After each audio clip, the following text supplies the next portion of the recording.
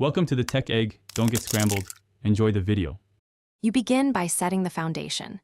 Match your project sample rate and bit depth to the source, typically 48,000 HC and 24-bit. Once done, import the video and extract or link the original audio so you can place it on the timeline. Make sure to create clearly labeled tracks, dialogue, room, music, SFX, so you don't lose orientation.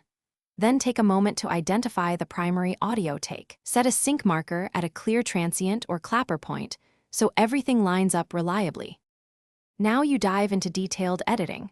Trim breaths and silences, then nudge clips so waveforms align to your sync markers. After that, apply noise reduction sparingly. Remove low rumble with a high-pass filter around 80 HC and make narrow EQ cuts to tame muddiness.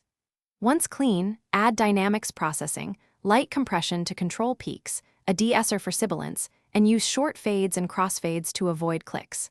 Finally, automate track volumes to preserve natural dynamics and keep dialogue intelligible throughout. To finish, balance the mix and bounce to a final stereo track or export separate stems if you need flexibility later. Choose delivery formats thoughtfully. Use WAV at 48,000 HC, 24-bit for masters, and an AAC or MP3 at 192-256 kbps for web previews.